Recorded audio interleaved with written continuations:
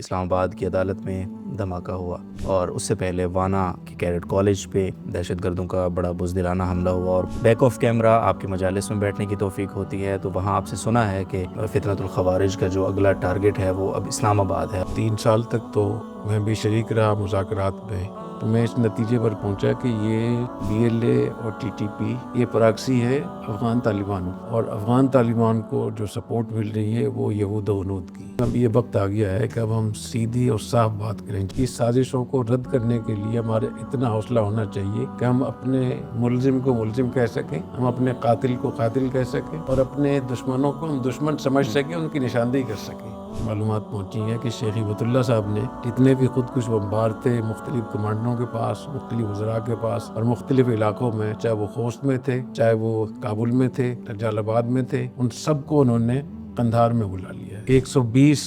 خودکش بمباروں کو کراچی کے لیے، اسلام آباد، پنڈی، لاہور کے لیے بھیجا ہے انہوں نے۔ شیخ محمد عباس شانگزئی انہوں نے ایک بیان میں کہا کہ آپ کے پاس ایٹم بم ہے تو ہمارے پاس بھی ایٹم بم ہے، اور یہ خودکش بمباروں کو ایٹم بم قرار دیا۔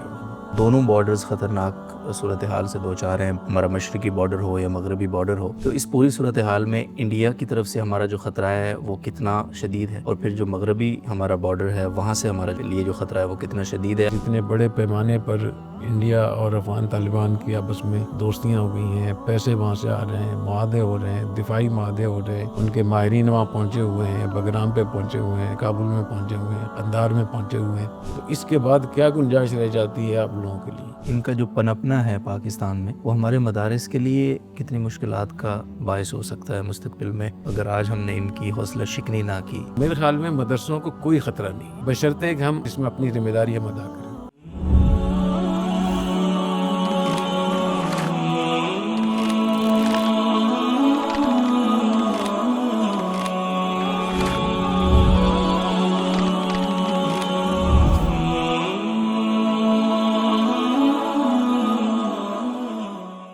بسم اللہ الرحمن الرحیم، السلام علیکم ورحمۃ اللہ وبرکاتہ۔ ناظرین محترم، آپ کو ایک اور نشست میں خوش آمدید کہتے ہیں،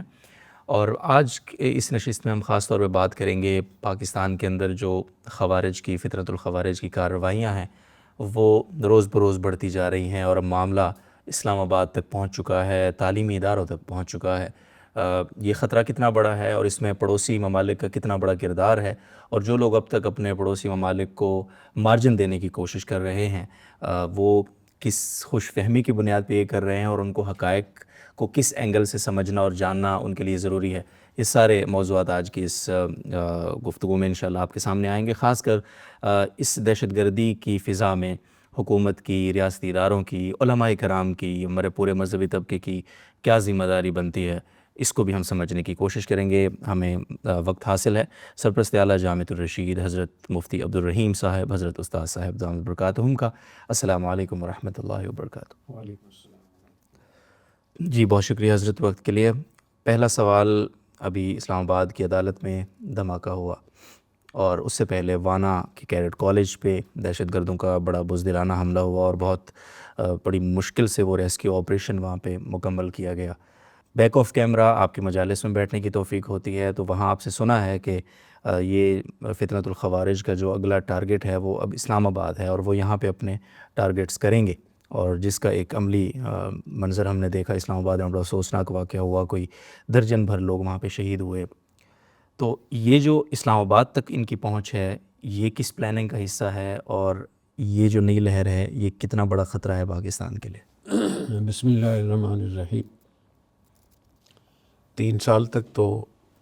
میں بھی شریک رہا مذاکرات میں، بہت ساری ملاقاتیں ہوئیں، وہ 3 سال مسلسل کوششوں کے بعد مجھے اندازہ ہوا کہ جو ہم کہتے ہیں کہ TTP ہم سے لڑ رہی ہے یا BLA ہم سے لڑ رہی ہے، تو میں اس نتیجے پر پہنچا کہ یہ BLA اور TTP یہ پراکسی ہے افغان طالبان کی، جی، اور افغان طالبان کو جو سپورٹ مل رہی ہے وہ یہود و ہنود کی۔ اس کے بہت سارے شواہد اب سامنے آ گئے ہیں، تو یہ باقاعدہ ایک جنگ ہے، مشرق کی طرف سے بھی اس کی کوششیں ہو رہی ہیں اور مغرب کی طرف سے بھی، اور اس سلسلے اگر اس کو ہم جنگ نہیں سمجھیں گے تو ہم اس کو نہیں لڑ سکیں گے اس کو۔ تو سب سے پہلے اس بات کی ضرورت ہے کہ یہ حالت جنگ ہے، اور جنگ ہم پہ مسلط کی جا رہی ہے ہمارے ایٹمی پروگرام کو، ہماری معاشی طور پہ جتنے ہمارے پاس مواقع ہیں ان کو نقصان پہنچانے کے لیے۔ تو میرے خیال میں اب یہ وقت آ گیا ہے کہ اب ہم سیدھی اور صاف بات کریں۔ جب بھی کسی سے جنگ ہو رہی ہوتی ہے تو اگر آپ اس جنگ کرنے والے ملک کو یا اس گروپ کو یا اس گروہ کو اگر آپ خود ہی اس کو فائدہ پہنچا رہے ہیں کہ آپ تو ٹھیک ہیں لیکن آپ کی سرزمین استعمال کر رہے ہیں، اور میرے خیال میں اس سے ہمیں نکل آنا چاہیے، اور ہمیں یہ حوصلہ ہونا چاہیے کہ ہم اپنے دین ایمان کے لحاظ سے، شریعت کے لحاظ سے، اپنے ملک کے اور ریاست کے حوالے سے، لوگوں کی جان مال عزت کے تحفظ کے حوالے سے، اور یہود و حنود کی سازشوں کو رد کرنے کے لیے ہمارے اتنا حوصلہ ہونا چاہیے کہ ہم اپنے ملزم کو ملزم کہہ سکیں، ہم اپنے قاتل کو قاتل کہہ سکیں، اور اپنے دشمنوں کو ہم دشمن سمجھ سکیں، ان کی نشاندہی کر سکیں۔ اگر ہمارے اندر ابھی تک بھی یہ حوصلہ نہیں ہے کہ ہم جو اصل لوگ جو ہم سے لڑ رہے ہیں ان کو ہم مسلسل فائدہ پہنچا رہے ہیں، تو کیسے اس جنگ کو لڑیں گے؟ تو پہلی میری درخواست اس میں یہ ہے، ہمارے ادارے ہیں، ہماری حکومت ہے، ہمارے علماء کرام ہیں، مدارس کے حضرات ہیں، کہ وہ اس شش و پن کی کیفیت سے نکلیں، اور جو حقیقت ہے وہ حقیقت ہے۔ اور حقیقت یہ ہے کہ اتنی بڑی جنگ بغیر کسی ملک کی براہ راست ان کی مداخلت نہیں بلکہ اس کی قیادت کے بغیر ممکن نہیں ہے۔ تو خاص طور پہ ہمارے جو علماء کرام ہیں، مذہبی جماعتوں کے لوگ ہیں، وہ ان کی ذمہ داری بنتی ہے کہ اس وقت میں اپنی ذمہ داری ادا کریں، اور جس بڑے پیمانے پر لوگوں کو نقصان ہو رہا ہے، ملک کو نقصان ہو رہا ہے، اور اس کا نتیجہ پھر مدارس کو اور مذہب کو، اسلام کو، اسلامائزیشن کو نقصان ہوگا، تو اس سے پہلے کہ یہ نقصان ہمیں ہو، ہمیں ایک بات صاف طور پہ کر لینی چاہیے۔ پہلی بات تو اس میں یہ ہے۔ دوسری بات یہ کہ بہت اس کی معلومات کابل سے، خوست سے، قندھار سے، جلال آباد سے، کنڑ سے یہ اتنی تواتر کے ساتھ یہ معلومات پہنچی ہیں کہ شیخ ہبت اللہ صاحب نے جتنے بھی خودکش بمبار تھے مختلف کمانڈروں کے پاس، مختلف وزراء کے پاس، اور مختلف علاقوں میں، چاہے وہ خوست میں تھے، چاہے وہ کابل میں تھے، چاہے وہ جلال آباد میں تھے، ان سب کو انہوں نے قندھار میں بلا لیا ہے۔ اور ان کی تعداد کتنی ہے تو کم از کم 700 خودکش بمبار ہیں۔ تو اس وقت براہ راست شیخ ہبت اللہ اور ان کا آفس دیکھ رہا ہے اس کو، اور انہوں نے 120 خودکش بمباروں کو کراچی کے لیے، اسلام آباد، پنڈی، لاہور کے لیے بھیجا ہے انہوں نے، اور اس کی تصدیق مختلف طریقوں سے اس کی ہو گئی ہے۔ اور تو اس لیے یہ جو واقعہ اسلام آباد کا ہوا ہے یہ اسی کا شاخسانہ ہے، اور کراچی بھی خطرے میں ہے، لاہور بھی خطرے میں ہے، پنڈی بھی خطرے میں ہے۔ اس لیے ہمارے اداروں کو، ہماری حکومت کو، اور ہماری جو مذہبی قیادت ہے، ان سب کو ایک پیج پہ آنا ہوگا۔ اس کے بغیر اس فتنے سے نجات حاصل کرنا بہت بہت بہت مشکل ہوگا۔ اور آپ کو معلوم ہے کچھ دن پہلے انہوں نے اعلان بھی کیا تھا کہ ہم اسلام آباد پر بھی حملہ کریں گے، دھمکی دی تھی۔ تو یہ ظاہر ہے کہ وہاں سے کوئی میزائل تو نہیں پھینک سکتے وہ، اگرچہ کچھ باتیں لوگ کرتے ہیں، لیکن جو حقیقت یہ معلوم ہوتی ہے ان کے پاس ابھی تک کوئی ایسی چیز نہیں ہے۔ یہی میزائل ہیں خودکش بمباروں کو بھیجنا۔ اور ان کے ایک وزیر شیر محمد عباس شانگزئی، انہوں نے ایک بیان میں کہا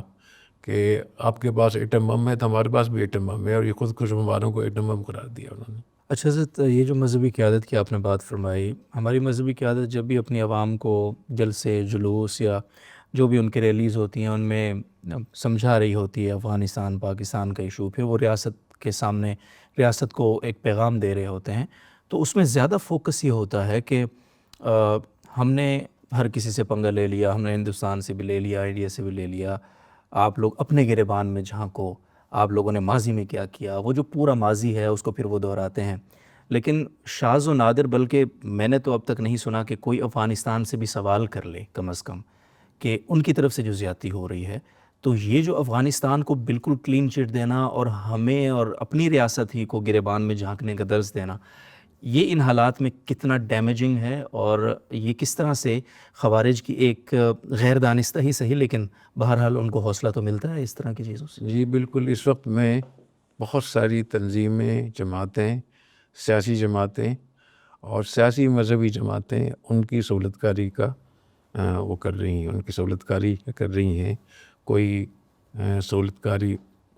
تھوڑے انداز میں کر رہی ہے، کوئی زیادہ انداز میں، کوئی شدت کے ساتھ، کوئی آسانی کے ساتھ. لیکن یہ کہ اس پر ہمارے اداروں کو، ہماری حکومت کو خاص طور پہ متوجہ ہونا چاہیے کہ وہ جیسے خیبر پختونخوا کی حکومت ہے، تو وہاں کی حکومت میں جو لوگ ہیں وہ سب کو پتہ ہے کہ کتنے بڑے پیمانے پر خوارج کے لیے سہولت کاری کر رہے ہیں، ان کی حمایت کرتے ہیں. اس طریقے سے خیبر پختونخوا میں جو قوم پرست ہیں وہ کتنے بڑے پیمانے پر سہولت کاری کر رہے ہیں. پھر وہاں جو مذہبی جماعتیں ہیں، سیاسی مذہبی جماعتیں ہیں، وہ بھی ان کے لیے سہولت کاری سہولت کاری کا ارتکاب کرتی ہیں، چاہے وہ بالواسطہ کرتی ہیں وہ بلا واسطہ. تو سب سے بڑا اس وقت میں جس پہ ہمیں زیادہ فوکس کرنا چاہیے علماء کرام کو، حکومت کو، ہمارے اداروں کو، کہ جو سہولت کاری ہو رہی ہے اس کو روکا جائے. اور سہولت کاری مذہب کے نام پہ بھی ہو رہی ہے، قوم پرستی کے نام پہ بھی ہو رہی ہے، اور خیبر پختونخوا اور بلوچستان میں بہت ساری بیوروکریسی کے لوگ ہیں، حکومت سے وابستہ لوگ ہیں، وہ بھی ان کو سہولت کاری کا ارتکاب کر رہے ہیں. اور میرے خیال ان سب کو دیکھنا چاہیے. اور تینوں اس وقت میں 3 ایسے طبقات ہیں جن کو ایک پیج پہ آنا چاہیے. اس میں سب سے زیادہ جو ذمہ داری علماء کرام کی بنتی ہے، پھر جو ادارے ہیں اور جو حکومت ہے ہماری، تو تینوں کو ایک پیج پہ آنا چاہیے. اور یہ جنگ ہے، اور اس جنگ کو اسرائیل بھی لڑ رہا ہے، انڈیا بھی لڑ رہا ہے، یہود و غنود باقاعدہ. اور اس کے لیے انہوں نے ہمارے جو پڑوسی ممالک ہیں اور خاص طور پہ افغانستان، اس کو انہوں نے بنیاد بنایا ہوا ہے. اور میری اطلاعات یہ ہیں کہ ایران سے بہت ساری چیزیں رک گئی ہیں، لیکن ایران میں جو لوگ وہاں BLA کو سپورٹ کر رہے تھے وہ بھی اب افغانستان کے تھرو کر رہے ہیں. اچھا سے، تو ابھی دہلی میں ایک بلاسٹ ہوا ہے کچھ عرصہ پہلے. ہمارے افواج پاکستان کے ترجمان انہوں نے ایک پریس کانفرنس کی، تو اس میں بھی انہوں نے اس بات کا، اس خدشے کا اظہار کیا تھا کہ جس طرح پلوامہ کا ایک پورا معاملہ، پہلگام کا بلکہ پورا معاملہ ہوا، تو اس کے بعد بھارت دوبارہ سے ایک ایسی بے بنیاد کوئی حرکت کر سکتا ہے جس کو بنیاد بنا کے وہ پاکستان پہ کوئی نیا آپریشن لانچ کرے گا. تو دونوں بارڈرز خطرناک صورتحال سے دو چار ہیں، ہمارا مشرقی بارڈر ہو یا مغربی بارڈر ہو. تو اس پوری صورتحال میں انڈیا کی طرف سے ہمارا جو خطرہ ہے وہ کتنا شدید ہے، اور پھر جو مغربی ہمارا بارڈر ہے وہاں سے ہمارے لیے جو خطرہ ہے وہ کتنا شدید ہے. آپ نے ایک سٹیٹمنٹ دی تھی بڑی، اس پہ کرٹیسزم بھی ہوا کہ ہمیں مستقبل میں افغانستان یعنی مغربی بارڈر سے زیادہ خطرہ ہوگا بنسبت اس بارڈر کے. تو آج آپ کی وہ سٹیٹمنٹ اسی طرح ہے یا آپ کوئی اور تجزیہ کریں گے موجودہ حالات؟ یہ ایک تو میں بتا دوں کہ میری اتنی گفتگو بھی ہوتی ہے، میں بہت احتیاط سے بات کرتا ہوں، جب سر سے پانی گزر جاتا ہے پھر میں بولتا ہوں. پہلے میں متعلقہ جو علماء ہوتے ہیں، مدارس ہوتے ہیں یا ادارے ہوتے ہیں یا متعلقہ لوگ ہوتے ہیں، میں کوشش کرتا ہوں ان کو سمجھانے کی. تو یہ جو بات ہے کہ جو ہمارے مشرقی بارڈر ہے اس کا تو ہمیں ظاہر ہے کہ اتنی مدت سے ہمارے تجربہ ہے، وہاں سے اتنا ہمیں نقصان نہیں ہو سکتا. اور 10 مئی کو جو کچھ ہوا دنیا نے دیکھا اس کو، تو ان کے پاس سب سے بڑا ذریعہ یہ ہے کہ وہ افغانستان ایران کے ذریعے سے ہمیں نقصان پہنچائیں. وہ اس سے پہلے بھی جب یہ 4 مئی کو افغانستان سے 300 حملہ آوروں نے تشکیل کی، جو افغانستان کی عبوری حکومت نے باقاعدہ ان کی تشکیل کی تھی.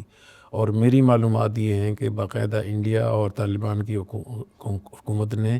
آپس میں مل کر مشورہ کیا تھا کہ پہلے افغانستان سے حملہ ہوگا اور خوارج وغیرہ کو اور BLA کو سے زیادہ حملے کروائے جائیں، اس کے ساتھ ساتھ پھر مشرق سے بھی حملہ ہوگا. تو ابھی جو کچھ آپ نے یہ دلی کا واقعہ بتایا، مجھے اس کی پوری معلومات نہیں ہے کہ دلی کا جو دھماکہ ہوا تھا یہ کوئی حملہ تھا یا کوئی حادثہ تھا. اور لیکن یہ کہ اس کے امکانات بالکل ہیں کہ جتنے بڑے پیمانے پر انڈیا اور افغان طالبان کی آپس میں دوستیاں ہو گئی ہیں، پیسے وہاں سے آ رہے ہیں، معاہدے ہو رہے ہیں، دفاعی معاہدے ہو رہے ہیں، ان کے ماہرین وہاں پہنچے ہوئے ہیں، بگرام پہ پہنچے ہوئے ہیں، کابل میں پہنچے ہوئے ہیں، قندھار میں پہنچے ہوئے ہیں، ڈیم بنانے کے لیے وہاں سے پیسے آ رہے ہیں، اور کتنے بڑے پیمانے پر. تو اس میں کوئی شک نہیں ہے. اور خاص طور پہ میں اپنے علماء کرام کو، جہادی تنظیموں کی لیڈرشپ سے میں یہ کہوں گا کہ اتنی کھلی بات کہ جب وہاں کے وزیر خارجہ دلی میں بیٹھ کر کشمیر کو ہندوستان کا حصہ بتا دے تو اس کے بعد کیا گنجائش رہ جاتی ہے آپ لوگوں کے لیے؟ افغان وزیر خارجہ کے سامنے جی میٹنگ. جی بالکل. تو یہ جو آپ نے ابھی پوچھا ہے کہ اس کا دلی کا اس سے کیا تعلق ہے، تو اس کا مجھے بہت زیادہ اس کا اندیشہ ہے کہ اس سے زیادہ بہت کچھ ہو رہا ہوگا. اور ایک بات، بہت اہم بات میرے ذہن میں یہ بھی آتی ہے جو میں اپنے ریاست کو خاص طور پہ متوجہ کرنا چاہوں گا کہ اس کے خدشات بہت زیادہ موجود ہیں کہ جو ٹی ٹی پی ہے یا جو متعلقہ گروہ ہیں ان میں بہت سارے وہ لوگ بھی ہیں جو مختلف تنظیموں سے، جہادی تنظیموں سے تعلق رکھتے ہیں، اور ان کی سوچ وہ ہندوستان کے بارے میں یہی ہے کہ ہندوستان کو ہمیں کوئی نقصان پہنچانا چاہیے، کشمیریوں کو بدلہ لینا چاہیے. تو ٹی ٹی اے اور T T P, Afghan Taliban اور ٹی ٹی پی اور بی ایل اے، ان کے تھرو اس کے بہت زیادہ امکانات موجود ہیں کہ کابل کے ذریعے سے ایسے لوگوں کو دلی منتقل کیا جائے ہوائی جہاز کے ذریعے سے. اس میں کہیں بیچ میں نہ پاکستان آئے گا، نہ آزاد کشمیر آئے گا، نہ ہماری بارڈر آئے گی، اور وہیں سے ان سے ایسے کام کروائے جائیں. کوئی خودکش حملہ کہیں کروا دی جائے، کوئی اس قسم کے حوادث ہوں جس میں، تاکہ ہندوستان کو موقع ملے کہ پاکستان ہمارے ملک میں مداخلت کر رہا ہے تو پوری دنیا میں بدنام کرنے کا موقع ملے. تو ہمارے اداروں کو اس پر بھی نظر رکھنی چاہیے. جی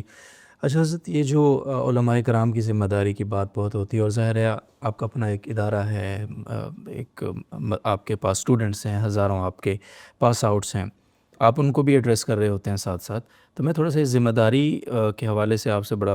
دو ٹوک پوچھنا چاہتا ہوں کہ علماء کرام کی، اہلیان مدارس کی، طلباء دین کی، دینی تنظیموں کی، یہ جو مذہبی طبقہ ہے پورا، جس کا کوئی بھی رول ہے، ان کی ان حالات میں سب سے بنیادی اور اہم ذمہ داری اگر ہے تو وہ کیا ہے؟ اس سب سے بڑی ذمہ داری اس وقت میں یہ ہے کہ جو حملہ آور ہیں، چاہے وہ خودکش بمبار ہوں یا افغانستان کے طالبان ہوں یا ٹی ٹی پی کے لوگ ہیں، ان کی جو مائنڈ سیٹ ہے، جو ان کے نظریات ہے کہ وہ پاکستان کی حکومت کو، پاکستان کے جو ججز ہیں، وہ کلا ہیں، فوج ہے، ان کو وہ لوگ مرتد سمجھتے ہیں، طاغوت سمجھتے ہیں، اور کسی بھی اسلامی ریاست کو جو اسلام کے نام پہ بنی ہو تو اس کو وہ مرتد کہنے کے بعد اس کو بھی دارالحرب قرار دیتے ہیں. تو یہ چونکہ سارا ایک مذہبی مسئلہ ہے اور شریعت کے اور مذہب کے نام پہ سب کچھ ہو رہا ہے، تو ہمارے علماء کرام اور مفتی حضرات، جتنے بھی ہمارے حضرات ہیں، چاہے وفاق المدارس کے حضرات ہوں، چاہے جمعیت علماء اسلام کے حضرات ہوں، چاہے ہماری خانقاہیں ہوں، چاہے ہمارے تعلیمی ادارے ہوں، یا ہماری مذہبی تنظیمیں ہوں، یا جہادی تنظیموں کے پرانے لوگ ہیں، ان سب کا یہ فرض بنتا ہے کہ وہ اس کو شناخت کریں، اور جو جہاں سے بھی سہولت کاری ہو رہی ہے، سہولت کاری روکیں. بنیادی طور پہ سہولت کاری کیسے ہو رہی ہے؟ نظریاتی لحاظ سے. ابھی بھی بہت سارے لوگ ایسے ہیں جو فوجیوں کو شہید نہیں کہتے، تو ابھی تک بھی اگر ان کو یہ خیال یہ ہے تو یہ نظریاتی سپورٹ ہے نا، ان کو نظریاتی سہولت کاری ہو رہی ہے. دوسری بات ہے کہ اتنے بڑے پیمانے پر جو حملے ہو رہے ہیں، یہ ممکن ہی نہیں ہے کہ بغیر مقامی سہولت کاری کے. جو حملہ ہوتا ہے اس کے لیے مہینوں اس کی تیاری ہوتی ہے، اس کی ریکی ہوتی ہے، حملہ آوروں کو جگہ چاہیے ہوتی ہے، روپوشی کے لیے جگہ چاہیے ہوتی ہے، ان کو پیسے چاہیے ہوتے ہیں، ان کو حوصلہ افزائی چاہیے ہوتی ہے، ان کو فتویٰ چاہیے ہوتا ہے. تو یہ چیز ہمارے ملک میں ایسی ہو رہی ہیں. اور اب جب کہ یہ بات واضح ہو گئی ہے کہ افغان طالبان باقاعدہ اس میں ملوث، اور میں پھر اس بات کو دہراؤں گا کہ اس وقت میں شیخ ہبت اللہ ہم سے لڑ رہا ہے. شیخ ہبت اللہ نے تمام خودکش بمباروں کو اپنے پاس جمع کر کے اور 2-3 جگہوں میں ان کو رکھا ہوا ہے، وہاں سے وہ بھیج رہے ہیں. اور اتنی بڑی جنگ یہ ہو ہی نہیں سکتا کہ مقامی طور پہ ہو. آخر اتنا اسلحہ اور اتنے بڑے بڑے ان کے پاس وہ چیزیں آئی ہوئی ہیں، یہ کیسے ہو سکتا ہے؟ تو باقاعدہ وہاں ان کے معسکرات ہیں، ٹریننگ سینٹر ہیں، وہاں ان کی شیخ ہبت اللہ کی جو حکومت ہے، باقاعدہ ان کے لیے ماہانہ دیا جاتا ہے، ان کے لیے رہائشیں دی جاتی ہیں، اسلحہ، گاڑیاں، اور ایک بڑے پیمانے پر پوری جنگ ہے جو وہاں سے برپا کی ہوئی ہے. اور میں اپنی ریاستی اداروں سے بھی یہ درخواست کروں گا، حکومت سے بھی، کہ وہ تمام شواہد پاکستان کی میڈیا پہ لے کر آئے. آخر کس مقصد کے لیے رکھا ہوا ہے؟ وہ سارے شواہد آپ پیش کریں کہ ہم سے کون لڑ رہا ہے. اور یہ جو ہیں بی ایل اے والے لوگ ہیں، ٹی ٹی پی کے لوگ ہیں، اتحاد المجاہدین ہیں، یہ تو ان کے لیے ان کے سپاہی ہیں. تو جو سپاہی ہوتا ہے وہ ذمہ دار نہیں ہوتا، سپاہی کے پیچھے جو فوج ہوتی ہے، جو ملک ہوتا ہے، اصل ذمہ دار وہ ہے۔ تو ٹی ٹی پی کے لوگ ہوں یا بی ایل اے کے لوگ ہوں، یہ تو ان کے ہرکارے ہیں، یہ تو ان کے وہ جنگجو ہیں۔ اصل میں پیچھے سے کون ان کو بھیج رہا ہے؟ اور اب جس بڑے پیمانے پر افغان طالبان اس میں شامل ہو رہے ہیں، خود یہاں مارے جا رہے ہیں، ان کے کارڈ مل رہے ہیں، وزارت دفاع سے ان کو پیسہ مل رہا ہے، ان کا کارڈ بنا ہوا ہوتا ہے، اور بڑے بڑی سطح کے جو ان کے وزراء ہیں، گورنر ہیں، ان کے بھتیجے، بیٹے، بھانجے، وہ اس میں مارے جا رہے ہیں، ان کی لاشیں یہاں سے ان کو دی جا رہی ہیں۔ تو ان حالات میں پاکستان کے لیے، پاکستان کے علماء کے لیے، پاکستان کے افواج کے لیے، پاکستان کے عوام کے لیے، پاکستان کی میڈیا کے لیے اس کی قطعاً گنجائش نہیں ہے کہ اب آپ لیوا پوتی سے کام کریں۔ اگر کوئی فلسفیانہ بحث ہو جس کے تعلق ایک میز کے ساتھ ہے یا کتابت کے ساتھ ہے، کوئی کتاب آپ لکھ رہے ہیں، تو اس میں تو بہت ساری چیزیں چل سکتی ہیں۔ تو جنگ ہے، اور جنگ بھی وہ ہے جو ہم سے کئی گنا بڑے ملک نے ہم پر مسلط کی ہوئی ہے، اور پاکستان کا سب سے بڑا جو دشمن ہے وہ اسرائیل ہے۔ اور پاکستان کے جو جتنے بھی وہ ممالک ہیں، وہ ادارے ہیں جو پاکستان کے ایٹمی پروگرام اور پاکستان کی اسلامیت سے، پاکستان کی قوت اور فوجی قوت سے پریشان ہیں، تو وہ اس وقت میں ان کو پیسے بھی دے رہے ہیں۔ اس وقت جب میں بات کر رہا ہوں، ابھی بھی امریکہ سے $40 ملین ہر ہفتے پہنچ رہا ہے، ہر ہفتے، صرف امریکہ سے۔ باقی جو انڈیا سے آ رہا ہے، جو مختلف این جی اوز وہاں، اسرائیل کی این جی اوز بھی ہیں، یہودی این جی اوز بھی ہیں، وہ بڑے پیمانے پر وہاں پیسے جمع کر رہی ہیں۔ یہی وجہ ہے کہ ان کی کرنسی کیوں مضبوط ہے۔ تو ہمارے ملک کو جب کہ روزانہ ہمارے بچے محفوظ نہیں ہیں، ہماری افواج محفوظ نہیں ہے، ہماری پولیس محفوظ نہیں ہے، ابھی انہوں نے عدالت اسلام آباد تک پہنچ گئے ہیں، تو کب انتظار ہوگا؟ اس لیے میری سب سے درخواست ہے کہ اس میں کلیئرٹی لے کر آئیں، اور صاف طور پہ، اور ہمارے علماء کرام کو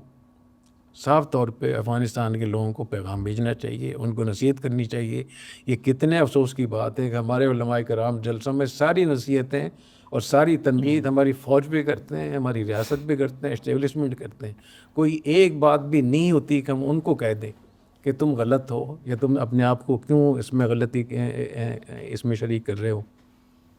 خاص طور پہ جب وہ سارے لوگ مدرسوں سے فارغ ہیں، اور جو بھی پکڑا جاتا ہے، کوئی مفتی ہوتا ہے، کوئی عالم ہوتا ہے، کوئی مولانا ہوتا ہے، کوئی قاری ہوتا ہے، کوئی حافظ ہوتا ہے، اور یہ سارے لوگ مدرسوں کے پڑھے ہوئے ہیں، تو میں سمجھتا ہوں کہ سب سے پہلا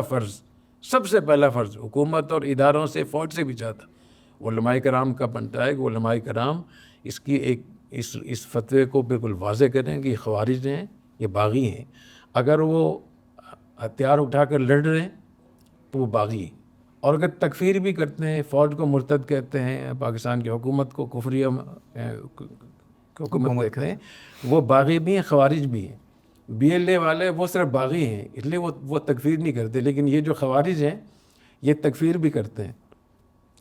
تو اس میں ہمیں خاص طور پہ علماء کرام سے میں درخواست کروں گا کہ اس میں اپنے اداروں کے ساتھ، اپنی حکومت کے ساتھ، ریاست کے ساتھ مل جائیں، اور اب اپنے مدرسوں اور مذہبی جماعتوں، تنظیموں کے کارکنوں کی چھان بین کریں، اور اس انتظار میں نہ رہیں کہ کوئی ادارہ ہم سے آ کر پوچھے گا، بلکہ اگر آپ کو پتہ ہے کہ آپ کے مدرسے میں، آپ کی مذہبی جماعت میں ایسے لوگ بیٹھے ہوئے ہیں خود کو حملہ کرنے کے لیے، کسی کو قتل کرنے کے لیے، تو آپ بھی اس قتل میں شریک ہیں۔ آپ خود بتائیں، حکومت کو، ریاست کو بتائیں، پولیس کو بتائیں، پھر جا کر یہ آپ کی ذمہ داری ادا ہوگی۔ اور اگر آپ اس انتظار میں ہیں کہ کوئی ہم سے کہے گا تو ہم ان سے بات کریں گے، تو جب یہ معلوم ہو گیا ہے کہ مذہب کے نام پہ سب کچھ ہو رہا ہے، اور مذہب کی آڑ لے کر ہی افغان طالبان دنیا سے امداد بھی لے رہے ہیں، یہ تو جہاد ہے، یہ تو شریعت ہے، یہ تو حکم ہے۔ تو اس لیے میرا یہ خیال ہے کہ علماء کرام کو سب سے زیادہ اپنے ذمہ داری بھی اس کے ادا کرنی چاہیے، اور اپنے جو تعلیمی ادارے ہیں یا جو مذہبی تنظیمیں ہیں یا خانقاہ ہیں، ان کا تذکیہ بھی کرنا چاہیے، جی، نگرانی کرنی چاہیے کہ کون لوگ آ کر یہاں ٹھہرے ہوئے ہیں، کسی بھی مہمان کو ان دنوں میں ٹھہرنے نہ دیں قطعی طور پہ، اور اس کی پوری ان کے پاس ذمہ داری ہونی چاہیے کہ جو لوگ ٹھہرے ہوئے ہیں وہ واقعتاً طالب علم ہی ہیں، کیونکہ بہت ساری جگہوں میں کوئی اس کا انتظام ہی نہیں ہوتا۔ تو ظاہر ہے کہ وہاں سے اگر 120 شیخ ہبت اللہ نے خودکش بمبار بھیجے ہیں، تو وہ 120 خودکش بمبار یہیں تو رہیں گے، مذہبی جماعتوں کے پاس ہی تو رہیں گے وہ۔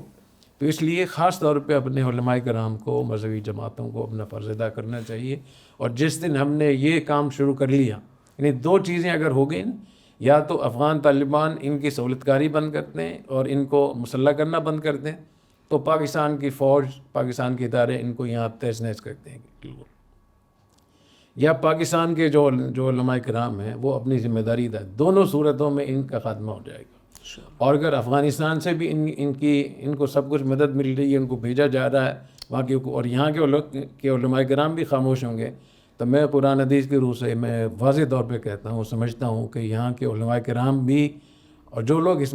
میں خاموشی اختیار کی وہ بھی اس گناہ میں، اس قتل میں شریک ہوں۔ جی، ابھی آپ نے فرمایا کہ ہمارے مدارس، ایک بار بتا دیں، یہ میں بات بہت مجبوری میں اگر کر رہا ہوں،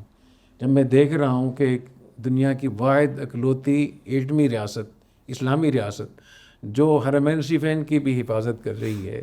اور جن حرمین شریفین کی حکومت نے بھی ہماری افواج سے یہ وہ کیا ہے، اور پوری دنیا میں جتنی بڑی عالم اسلام کی فوجی طاقت ہے، اس کو نقصان پہنچانے کے لیے اس گھر کو آگ لگ گئی، گھر کے چراغ سے۔ جو ملک لا الہ الا اللہ کے نام پہ بنا تھا، اس ملک کو لا الہ الا اللہ کے نام پہ ختم بھی کیا جا رہا ہے۔ اس لیے میں پھر ایک دفعہ درخواست کروں گا بہت معذرت کے ساتھ، اب بہت ہی مجبوری میں، کہ ہمارے علماء کرام کو، مفتی حضرات کو آگے آنا چاہیے، وفاق المدارس کو، جمعیت علماء اسلام کو، جتنی بھی ہماری خانقاہیں ہیں، جتنی ہماری مذہبی تنظیمیں ہیں، ان سب کو اپنی ذمہ داری ادا کرنی چاہیے۔ اگر یہ سب ایک بیچ پہ آ جائیں، ریاست کے ساتھ ہم اکٹھے کھڑے ہو جائیں اور ریاست کو تنبیہ بھی کریں جہاں بھی وہ غلط کام ہو، تو اس کا بہت آسانی سے علاج ہو جائے گا انشاءاللہ۔ اب اکثر حضرت آپ اپنے تجربے کی روشنی میں خطرات سے آگاہ بھی کرتے رہتے ہیں، وقتی طور پہ لوگ ان کا مذاق اڑاتے ہیں، بعد میں پھر لوگوں کو جب پڑتی ہے، ان کے سر پہ آ جاتی ہے کوئی چیز، تو پھر ان کو احساس ہوتا ہے کہ بات تو یہ ٹھیک تھی۔ ابھی جیسے یہ جو مدارس کے حوالے سے آپ نے بات فرمائی کہ تصفیہ کریں اپنے مدارس کا، اپنی خانقاہوں کا، اور آپ اس انتظار میں نہ رہیں کہ کوئی آ کر آپ سے پوچھے گا تو آپ بتائیں گے۔ اب تو معاملہ یہ ہے کہ آپ نے دیکھا پنجاب کے اندر ایک فارم مدارس میں بھیجا جا رہا ہے کہ آپ ڈیٹا دیں اپنے طلباء کا اور وہ ساری چیزیں، تو آئی تھنک اس کو مساجد والے اس معاملے سے مکس تو کر رہے ہیں، لیکن وہ حضرت کے وضاحت بھی فرمائیں گے کہ وہ مساجد سے الگ ایک معاملہ ہے۔ تو اگر آج ہمارے جو مذہبی طبقہ ہے، اہلیان مدارس ہیں، اور وہ خود اپنے آپ کو انہوں نے، یعنی جس طرح تصفیہ کی آپ بات فرما رہے ہیں، تو آئندہ کے لیے پھر کتنا بڑا خطرہ ہو سکتا ہے مدارس کے لیے اس کے حوالے میں اس سے پہلے ایک اور بات بھی کرنا چاہتا ہوں۔ کابل کے صدارتی محل میں جو ٹی ٹی پی کے لوگوں نے، اس میں ہمارے جامع رشید کے سابق اساتذہ بھی شامل ہیں، جو انہوں نے وہاں پریزنٹیشن دی ہے، اور جو شیخ عبد اللہ کو انہوں نے پوری بات بتائی ہے کہ پاکستان کو ہم کیسے فتح کر سکتے، اتنی مذہبی تبدیلی، تو وہی کہتے ہیں کہ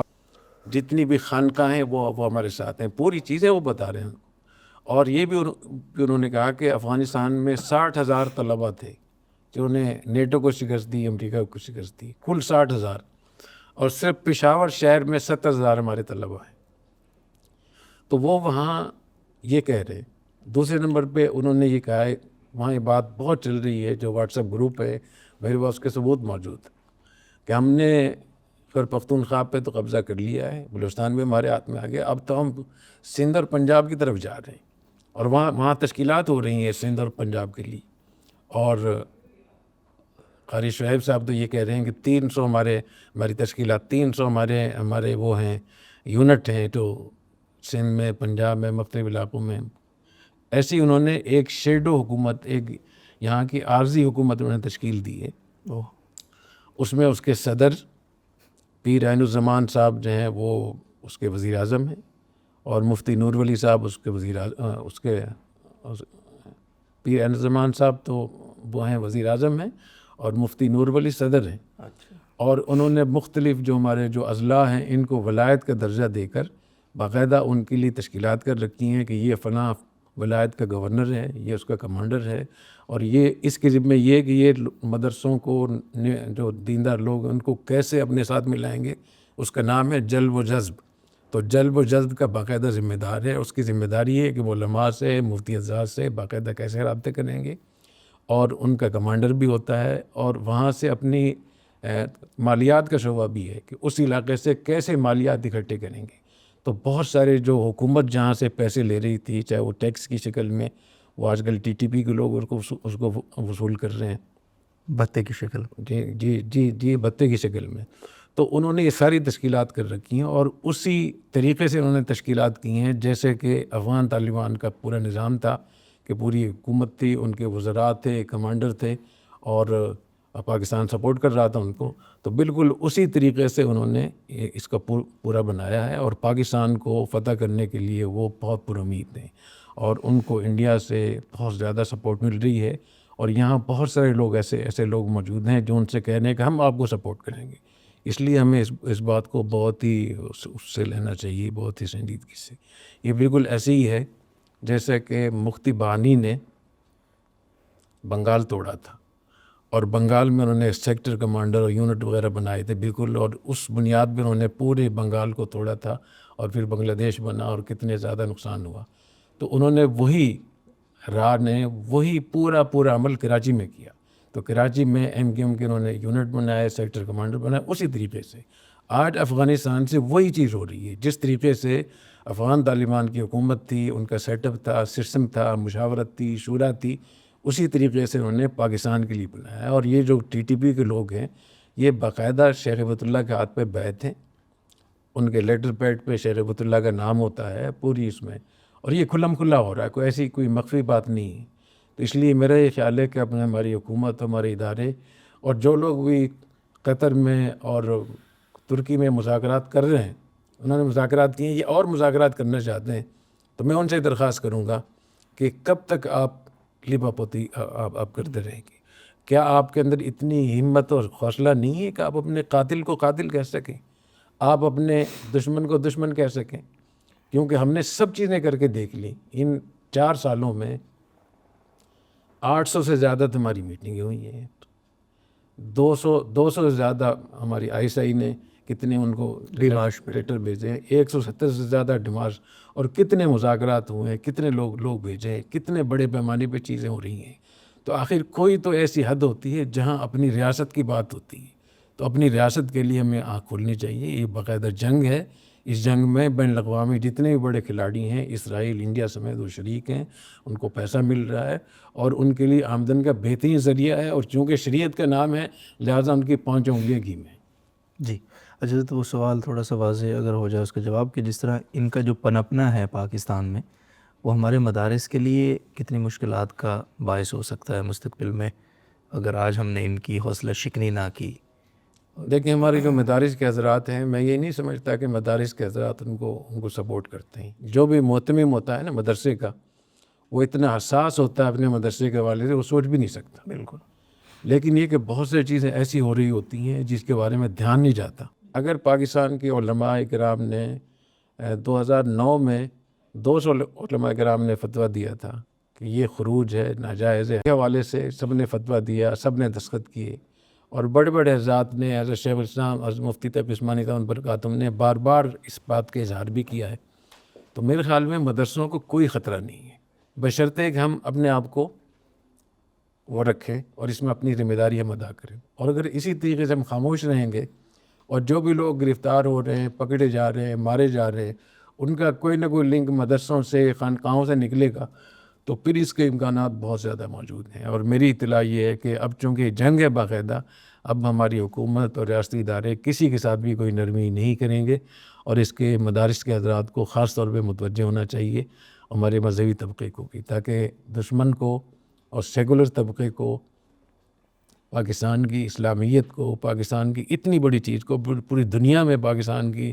کی جو یہاں جو اسلام ہے، جو مسلمان یہاں جس سے رہ رہے ہیں، جو مدرسے ہیں، علماء ہیں، خانقاہیں، پوری دنیا میں کوئی اس کی مثال موجود نہیں ہے. خدا نخواستہ اس کو نقصان نہ ہو. اگر تھوڑی سی ہمارے ساتھ ہمت کر لیں گے تو میں نہیں سمجھتا کہ ہماری ریاست اور ریاستی ادارے خواہ کسی کی ذمہ لگیں. جی ناظرین محترم، گفتگو آپ نے سماعت کی، اس میں ہمارے دینی مدارس کے لیے، مذہبی طبقے کے لیے عمومی طور پہ، اور خاص کر ہمارے علماء کرام کے لیے، دینی مذہبی سیاسی جماعتوں کے لیے